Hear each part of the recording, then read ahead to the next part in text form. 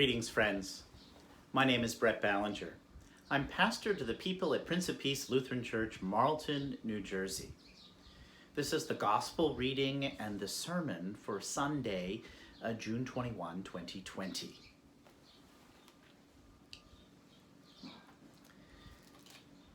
A reading from the Holy Gospel of St. Matthew, the 10th chapter. Jesus said, "A student is not superior to the teacher. The follower is not above the leader. The student should be glad simply to become like the teacher, the follower like the leader.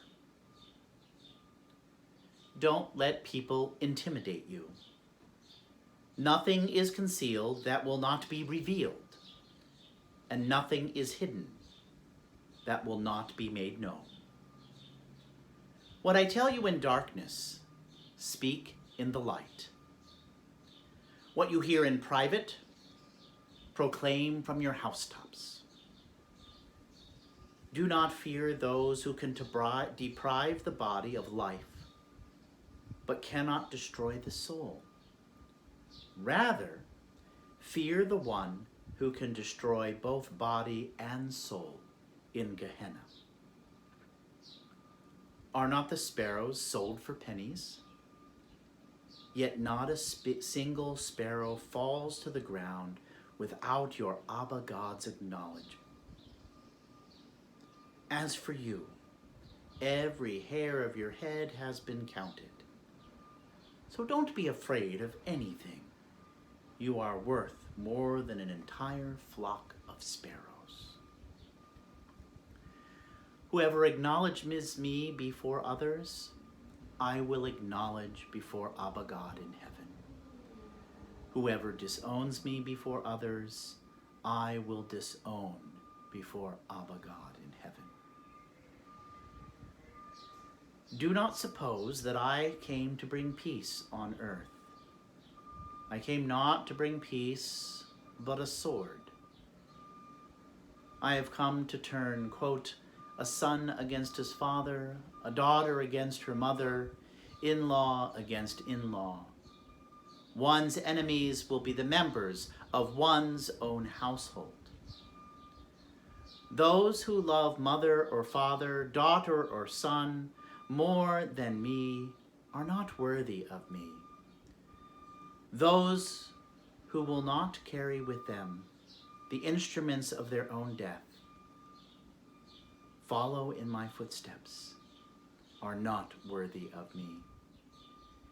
You have found your life, will lose it, and you who lose your life for my sake will find it. This is the good news of salvation. Glory and praise to our Savior, Jesus Christ.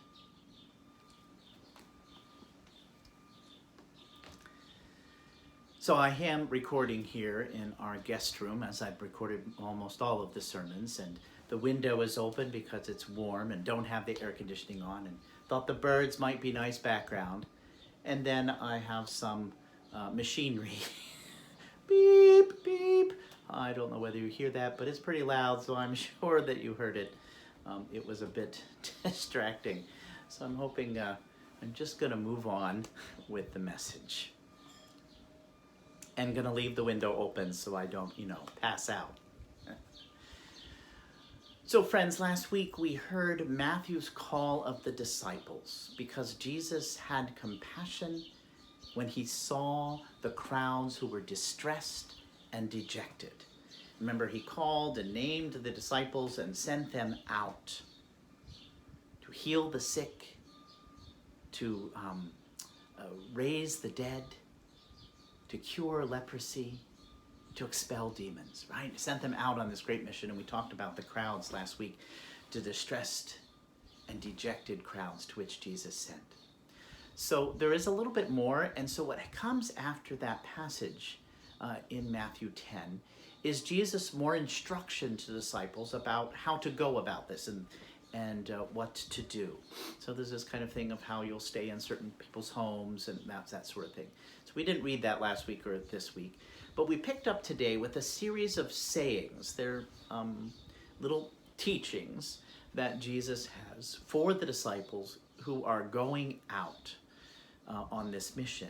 And it's really kind of a series of sayings to prepare them so that they're ready for what's going to happen. It's kind of like something I do if I am with a family and they haven't seen their loved one who's been in an accident or after a surgery. I almost always describe to them what they're going to see when they walk into the room. So that when they walk in, it's not as much of a surprise. It's not quite as much of a punch in the gut. This is a great practice to do, especially if you are with someone and you've seen them as another family member, especially younger family members, children. It's really good to kind of explain what they're going to see before they see it. But it's a good preparation for everyone. So that's kind of what Jesus is doing here. He's saying, here are some things you need to be ready for. And in fact, because this work of mine lifts up fear. There's fear in those who we're working with, the dejected and distressed, and then there's your own fear that will come, because this work of Jesus is messy. It's uncomfortable, and we're going to talk about why it's uncomfortable here in a moment.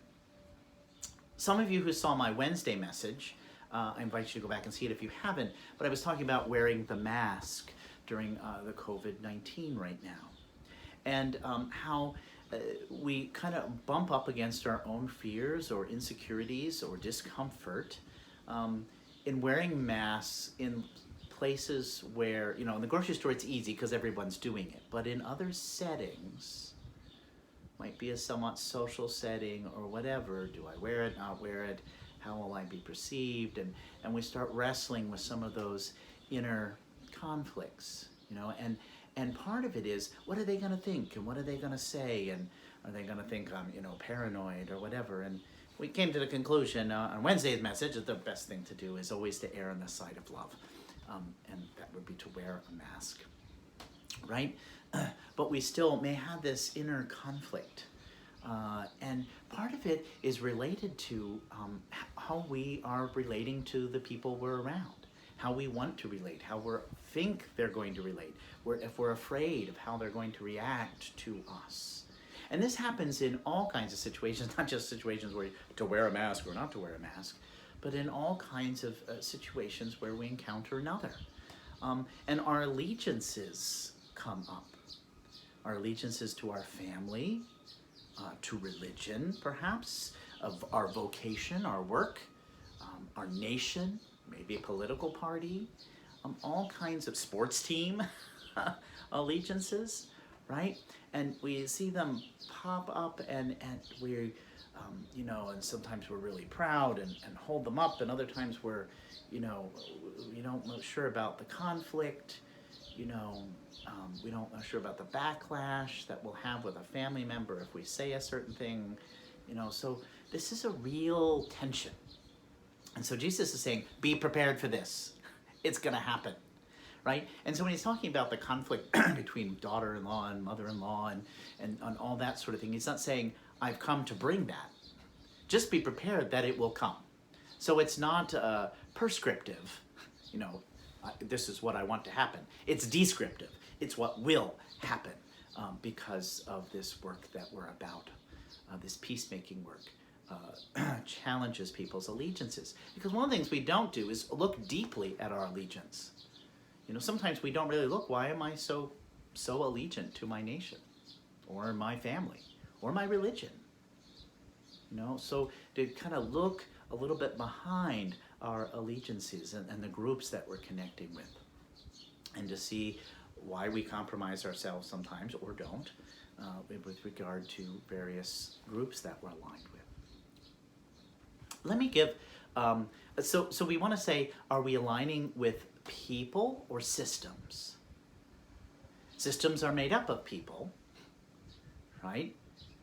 But are we lined up with the system or people? Are we seeing the people and the system. So for example, let me give you an example. So some of you may remember back in the 70s, 60s and 70s in the Vietnam War. And we had soldiers who would returning to the United States, and you saw them treated very poorly in some cases, in lots of cases, spat upon, all kinds of things.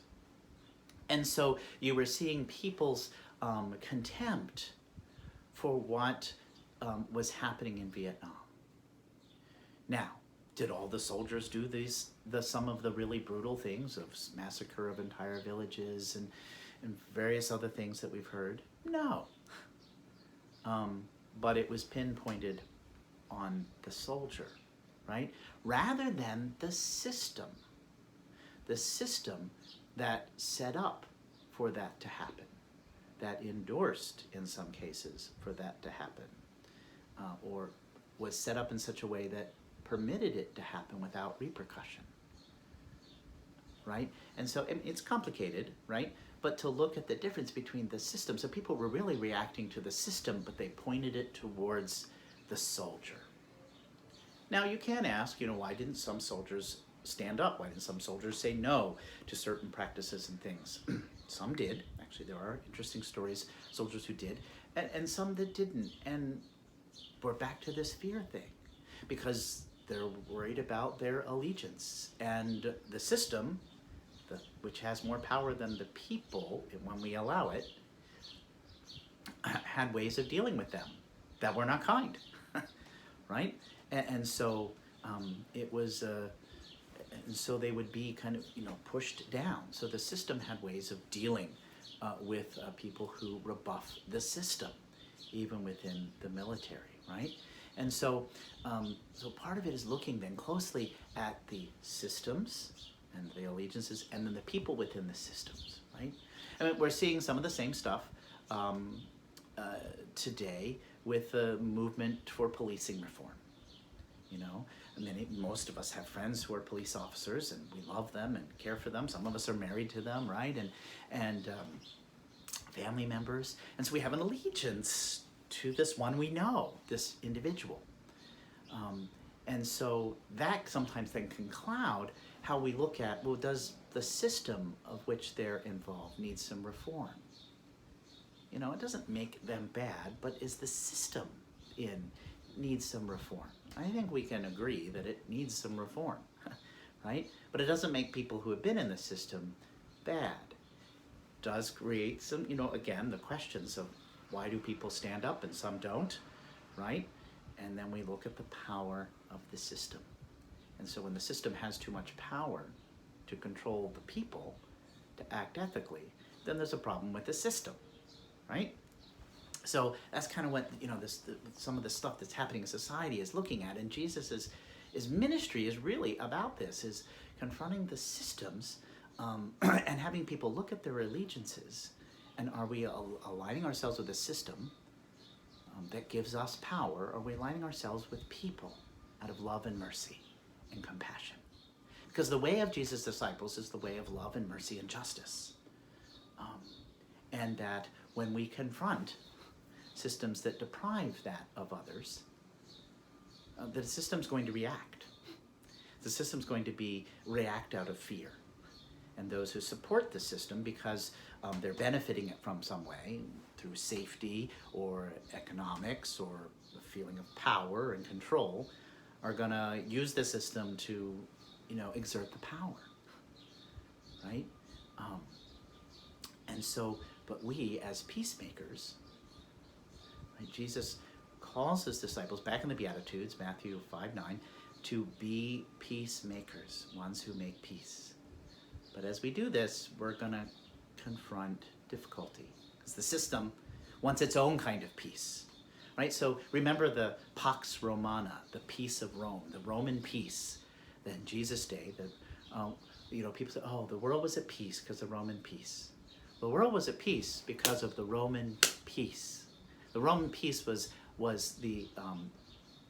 violence, the sword, the spear, to dominate the people.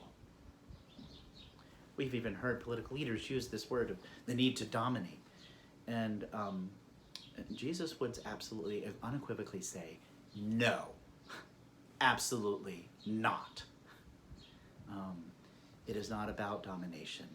It's about surrendering to the love of God, to the mercy of God, to that way of the world, and to living that way in the world, to be peacemakers, even when the system comes back at us, with its violence. We continue to move forward as peacemakers for healing, restoration, and the staving off of death that threatens us and that systems of power hold on to. But we are called to continue to be a people who are identified with the distressed and the dejected. The distressed and dejected crowds, the marginalized, those for whom the system, health systems, policing systems, political systems, economic systems, and we could go on, give power to some, but not to all. Benefit some and not all, right? Especially the most vulnerable and marginalized. And so we are called as Jesus peacemakers to step into there. So you might say two summaries of this, this gospel text today is one for the disciples to have a clear-eyed recognition of the facades of human power. That the facades of human power, societal power, of facades often rooted in the threat of death. It's important for us to have an awareness of their activity, how they work, and it's really kind of insidious to kind of unpack and look at the ways that they have that we've taken for granted, especially those of us in more positions of power, to look at that. So that's one. And to know that confronting those systems creates discomfort, creates fear, potentially, and creates conflict. And that will be. So that's one. And then the other thing that Jesus is saying, to have a deep awareness and conviction as Jesus' disciples, that God is present in the world. God cares for the sparrows. Hear my birds outside? Right? God cares for the sparrows. How much more does God care for you and for every human being? And wanting us to engage with one another with mercy and compassion and justice. And to do that, even carrying our own instrument of death, meaning to do it even if our own life is threatened, because it means that much. Because God has given God's own life for us. God's inviting us to love, to share mercy and compassion, and create justice for the people, not the systems, the people, right? And therein, there may be conflict, but we are called to be disciples of Jesus, to do that very thing. God empowers us. God is present in love and mercy. God is in us. May we not let fear derail our discipleship and step in to the way of love and justice with God's people. Thanks be to God. Amen.